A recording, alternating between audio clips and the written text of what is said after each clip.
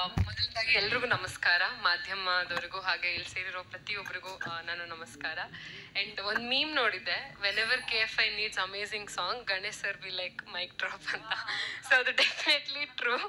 So ಸಕ್ಕರಾಗಿ ಕಾಣಿಸ್ತೀರಾ sir, very charming. In fact ಒಂದು 10 ಸತಿ ನೋಡಿದೆ ನಾನು ಬ್ಯಾಕ್ ಗ್ರೌಂಡ್ ನೋಡೋಕ್ಕೆ, ಬಟ್ ನಿಜವಾಗ್ಲೂ ನೋಡೋಕ್ಕಾಗಲಿಲ್ಲ, ನಿಮ್ಮನ್ನು ಬಿಟ್ಟು ಕಣ್ಣೇ ಹೋಗ್ತಾ ಇಲ್ಲ, ಅಷ್ಟು ಚೆನ್ನಾಗಿ ಕಾಣಿಸ್ತೀರಾ, amazing. And Srinivas Raju sir ನನಗೆ ಡೇ ಒನ್ನೇ ಹೇಳಿದರು, this will be 100% musical album album hit ಆಗುತ್ತೆ ಅಂತ.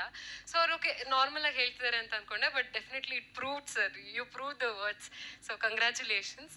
ಆ್ಯಂಡ್ ಈ ಸಾಂಗ್ ದ್ವಾಪರ ಸಾಂಗ್ ಹೇಗಾಗ್ಬಿಟ್ಟಿದೆ ಅಂದರೆ, ಸಾಂಗ್ ಆಫ್ ಮಾಡಿದ್ರು ಪ್ಲೇ ಆಗಿಲ್ಲ ಅಂದರೂ ಮೈಂಡಲ್ಲಿ ಜೇನ ದನಿ ಅದು ಓಡ್ತಾನೆ ಇದೆ, ಮಲ್ಗಕ್ಕೆ ಆಗ್ತಾ ಇಲ್ಲ.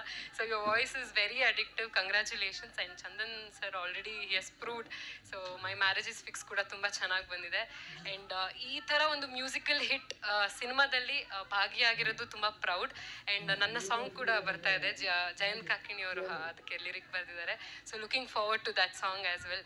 ಸೊ ಈಗ ಹೇಗನ ಕೇಳಿದ್ವಿ, ತುಂಬ ಚೆನ್ನಾಗಿದೆ. ಸೊ ಈ 3 ಸಾಂಗ್ಗೆ ಹೇಗೆ ನೀವೆಲ್ಲರೂ ಸಪೋರ್ಟ್ ಮಾಡಿದ್ದೀರಾ, ಈ ಹೇಗನಕ್ಕೂ ಹಾಗೆ ಮುಂದೆ ರಿಲೀಸ್ ಆಗೋ ಎಲ್ಲ ಸಾಂಗು ಹಾಗೆ ಸಪೋರ್ಟ್ ಮಾಡಿ. ಆ್ಯಂಡ್ ಆಗಸ್ಟ್ 15ಕ್ಕೆ ನಮ್ಮ ಸಿನಿಮಾ ರಿಲೀಸ್ ಆಗ್ತಿದೆ, ನೋಡಿ. ಥ್ಯಾಂಕ್ಸ್.